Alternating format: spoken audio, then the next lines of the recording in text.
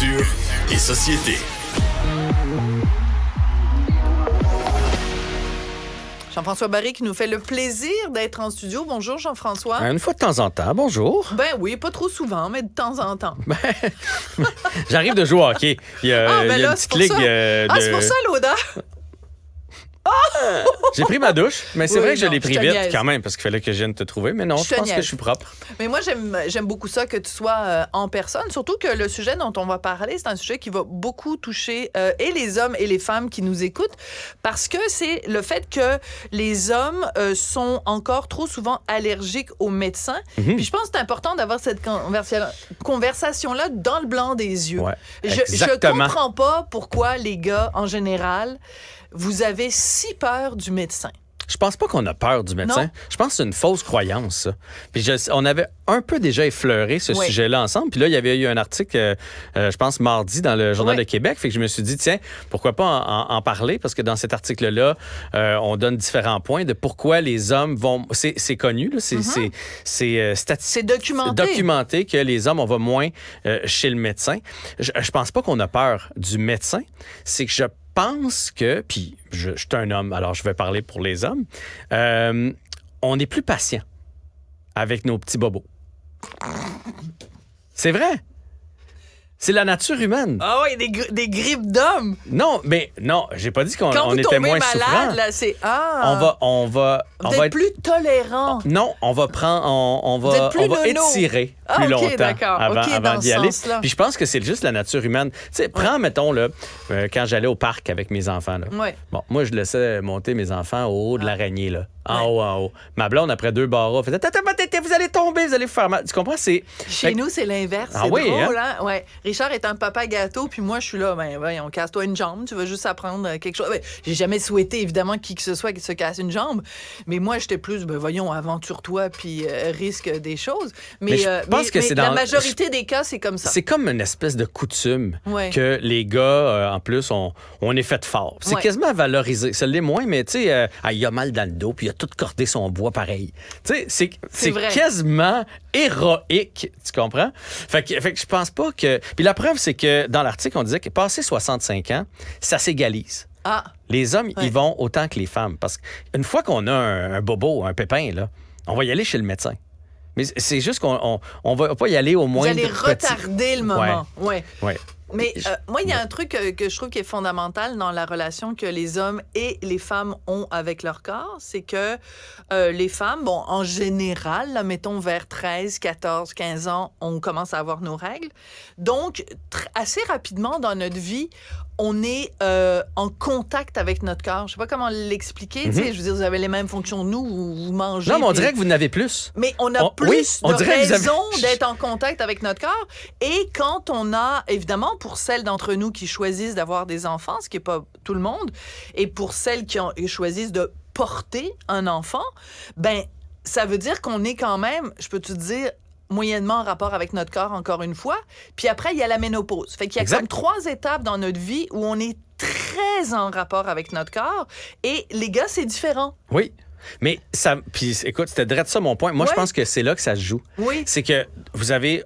Puis là, je n'osais pas le dire, mais maintenant que tu l'as dit, on dirait que vous avez plus de raisons de consulter. Parce que, tu sais, dès le départ, là, souvent, vous allez partir avec la pilule ou un stérilet ou quelque chose comme ça. Ça prend un rendez-vous chez le médecin. Puis le médecin va vouloir vous revoir dans 6 mois, 1 an pour être sûr que tout se passe bien avec cette pilule-là. Et là, il y a une espèce d'engrenage qui se fait. Puis là, si vous avez des enfants, vous allez avoir des suivis. Donc, puis même, je te dirais, avant, c'est la peur de tomber enceinte. Parce qu'à partir du moment où tu as tes règles, ça veut dire que tu sais que si tu as une relation sexuelle, tu peux tomber enceinte. Donc, on est comme constamment en train de penser à notre corps, mais continue. Mais c'est surtout, en fait, c'est que vous avez...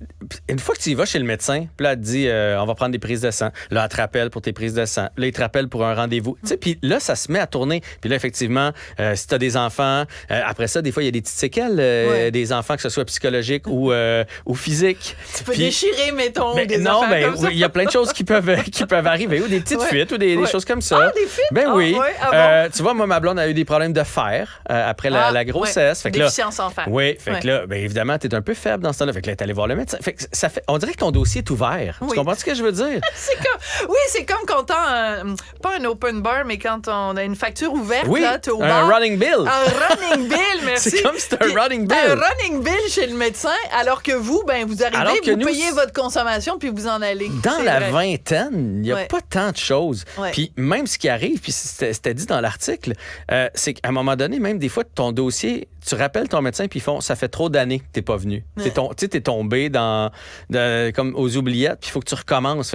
Puis là, ça devient compliqué, puis là, tu y vas pas. Tu comprends? Puis là, c'est comme une roue qui tourne. Puis t'en parlais après les enfants, la ménopause. On dirait que vous avez toujours... Puis les suivis gynécologiques, les suivis pour le cancer du sein. Fait que ça fait en sorte que vous y allez constamment, puis vous avez plus tendance à prendre votre rendez-vous. Puis c'est pour ça que passé 65 ans, les gars, ils vont autant... Parce que là, à 65 ans, nous autres aussi, on a plein d'examens, puis généralement, on va en avoir eu un petit pépin de santé. Puis nous, on en a moins. Ou un grain de beauté bizarre. Ou il va nous arriver des affaires, nous autres aussi, les gars. Et là, notre running bill va être ouvert chez notre médecin, puis il va demander à nous suivre. Tu sais, moi, mon père a fait un infarctus. Oui. Il va chez le médecin 3 fois par année. Il n'en a pas peur du médecin. C'est juste que là, il y a une raison. Puis à chaque fois qu'il prend son rendez-vous, on lui dit dans 6 mois, on te revoit, puis dans 3 mois, on te revoit. Puis fait que ça fait en sorte qu'il va continuellement. Ouais. Fait que je pense pas que c'est parce qu'on a peur. Quand on est malade, là, moi, j'ai eu, il y a comme 5-6 ans, 2 otites. Ah ouais? Un rhume là, qui a mal viré. Tu sais. On renifle, puis là, ça a monté aux oreilles. Fais-nous donc ça, un reniflement, c'est tellement agréable à entendre à la radio. Ah, mon Dieu, J'image. Oui, vas-y. Mais est-ce que tu as déjà eu ça, des otites? Non. Tu sais, des fois, on dit les enfants pleurent, là, ils ont des otites comme toi, là. Ça fait mal, des otites. J'ai jamais fait ça. J'ai eu ça aux 2 oreilles. J'en cherchais un médecin, là. Ça me dérangeait pas de trouver... Tu comprends? C'est pas qu'on a peur du médecin, c'est que on dirait que les gars, tant qu'on va bien, puis entre 20 et 35, il n'y a comme pas de raison d'aller voir Mais notre c'est sûr médecin. qu'il y a un côté, j'adore quand tu disais tout à l'heure, quand on est un gars, qu'on est malade ou qu'on a une douleur physique, mais qu'on continue malgré tout, il y a un côté héroïque à ça. Puis tu joues au hockey, ton fils joue au hockey, donc j'imagine qu'aussi dans le sport, sois pas une moumoune, là, t'es capable de continuer à scorer des buts, c'est comme ça qu'on dit. Même si t'as mal à la laine, hein? Ouais. Voilà, je parle comme un vrai joueur de hockey. T'es excellente. Depuis que je t'ai donné des tu m'as donné des trucs là, pour parler de Carey Price. Est-ce que je peux juste... Cole Caulfield, mais je les mélange tout le temps, ces deux-là. Pourtant, il y en a un qui est gardien, puis l'autre, c'est un attaquant. Mais il y en a un qui fait 6 et 2, l'autre 5 et 7. Mais bon, ils sont presque pareils. Qui rit de moi. Mais je voulais terminer en parlant absolument de la campagne de la moustache, le Movember. Oui, on va en parler tout à l'heure avec Georges Larac. Parce que là, tu sais, on dit qu'on y va pas chez le médecin, puis qu'on veut jouer au tough. Mais quand on a des signes de quelque chose, là, les premiers signes. Moi, j'ai un ami qui a eu du sang dans ses urines, puis il n'est pas allé tout de suite. T'sais, il a attendu 2, puis 3, puis 4 fois. Il faut y aller tout de suite. Il est encore vivant, mais il faut y aller tout de suite. Puis il faut aller le cancer de la prostate, le test du cancer de la prostate. Il faut pas être trop macho. Puis c'est bien beau, le Movember, se faire pousser la petite moustache, là, mais il y a un message en dessous de ça. Puis maintenant, le Movember, c'est pas juste... c'est la santé mentale aussi, puis tout ça, parce que les hommes, on parle pas non plus, on consulte encore moins.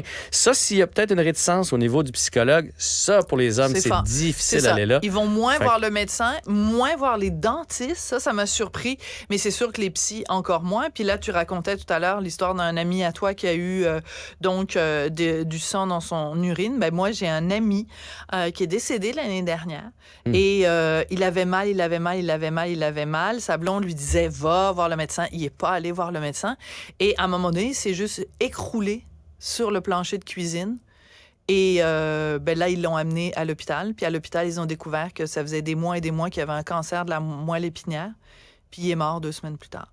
Ouch. Et ça a toujours été un point d'interrogation. S'il était allé voir le médecin plus tôt, est-ce qu'il aurait vécu quoi? 6 mois de plus? 1 an de plus? 2 ans de plus? Peut-être. Peut-être pas. Mais ça, c'est vraiment un message extrême. Mais quand tu le vis proche de toi, ça fait réfléchir. Ça fait réfléchir beaucoup de gens, beaucoup de gars dans notre entourage. Mais dans un cas, par exemple, de cancer de la prostate, généralement, quand c'est pris en temps, t'es correct. Fait que c'est pour ça que c'est important, aussitôt qu'on a quelque chose. Tu sais, mon père, avant son infarctus, et il descendait dans le coulé chez nous, parce qu'il y a comme une petite montagne, puis quand il l'a remonté, il a eu un malaise, il s'est effondré. Mais il l'a pas dit à personne.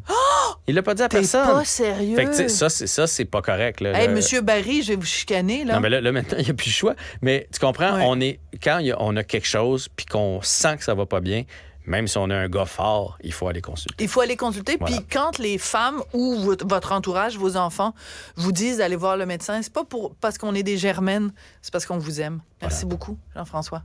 Au revoir.